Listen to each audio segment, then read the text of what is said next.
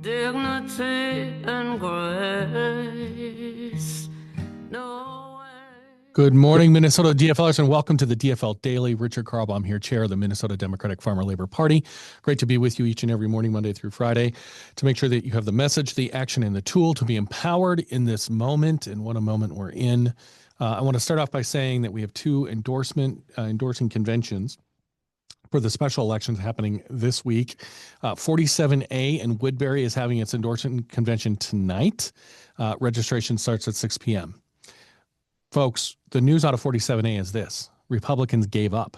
They literally chose not to register a candidate for that seat.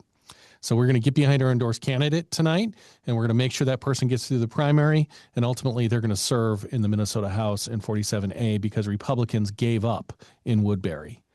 Second, 64A, St. Paul, solid blue seat. That's, of course, Mayor-elect Herr's seat that she's vacated to become mayor of St. Paul.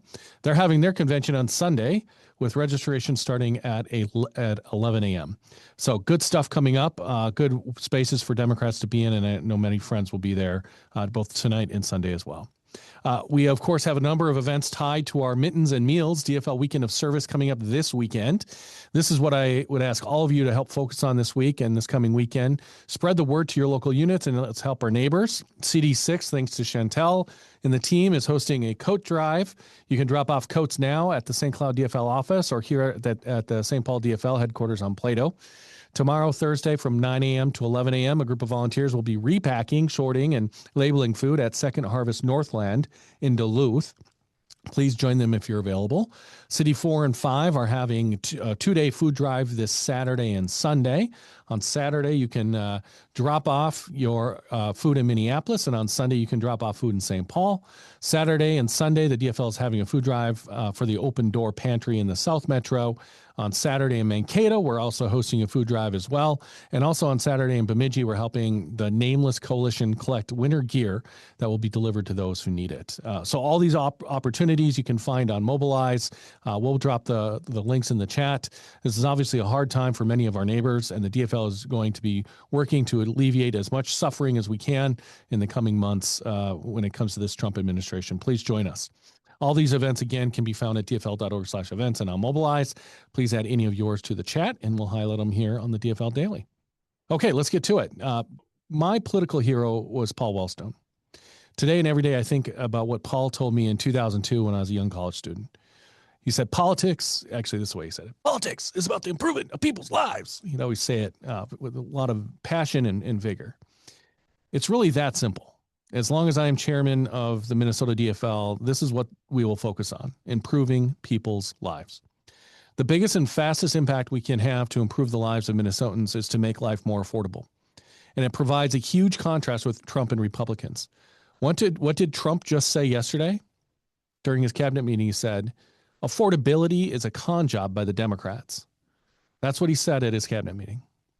He promised to lower prices on day one, and he's made the problem worse. The affordability crisis in America is real, yet the president refers to it as a con job. We know that grocery prices are going up double digits. We see health insurance premiums rising by $2,000 or more, and we see incomes not keeping up with these increases. Trump's tariffs are making everything more expensive. Trump's tariffs are destroying our farmers and their livelihoods. Trump's tariffs are making life harder for all of us. The affordability crisis caused by Trump and Republicans isn't a con job. The American people see it clearly, and that's why his disapproval numbers keep growing. But it's not enough just to watch Trump tank. We need to make our case to voters every day from now until Election Day. Many times in an election, you can win because you are for something. Other times you can win because you are against something or someone. In 2026, we have the ability to show what we are for and what we're against. So as the whole country holds Trump and Republicans accountable for what they have done or not done, we are going to see Trump's fascism get worse, and we're going to see Republicans continue to be silent. Just look at what he's saying about our friends and neighbors in the Somali community in Minneapolis.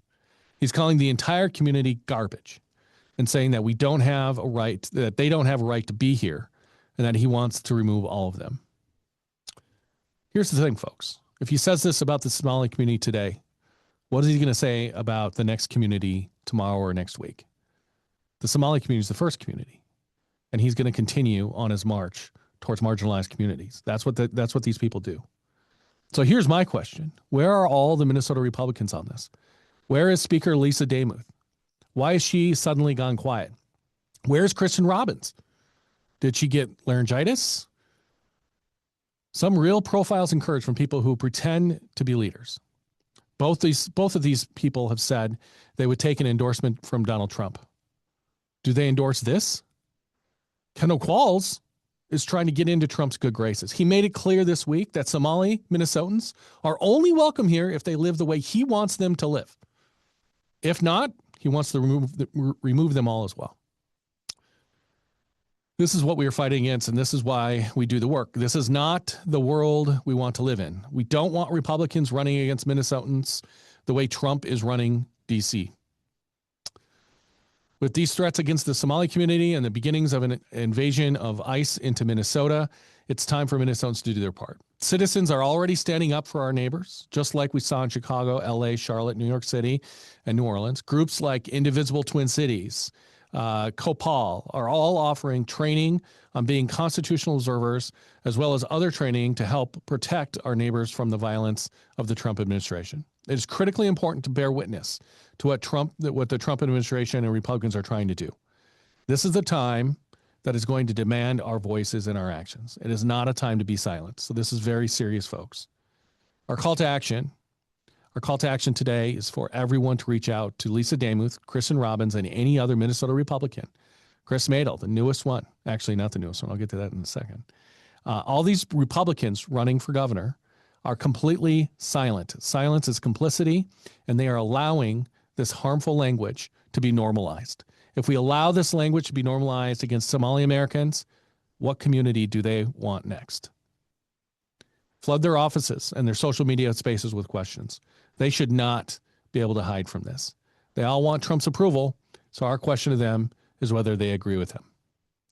Folks, we have some breaking news. Obviously, the Tennessee special election in Congressional District 7 yesterday, 22-point Trump district. Republican won with in single digits. I got to say the momentum continues across the country. I believe that's the final special election for Congress in 2025.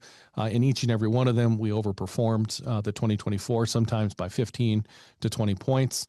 A lot of good news. Every single county in that district moved towards Democrats, and there are a lot of districts right here in Minnesota. 3 of our 4 districts are less than 22-point gap. So we have an opportunity to make history here. Second, our team discovered this morning that the MyPillow fraudster, Mike Lindell, the election-denying fraudster Mike Lindell, filed to run for governor. And so they added one more to the clown car who is seeking the love and admiration of President Trump.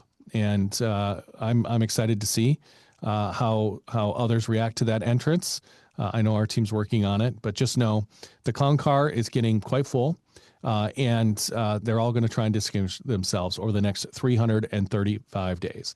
We've got 335 days left until the November 3rd, 2026 election, 9 hours, 6 minutes, and 22 seconds. Very excited about the fact that we are building the largest coalition to deliver a massive electoral defeat of a sitting president in the history of Minnesota midterms. Let's go win this thing, everyone. Happy Wednesday. See you tomorrow.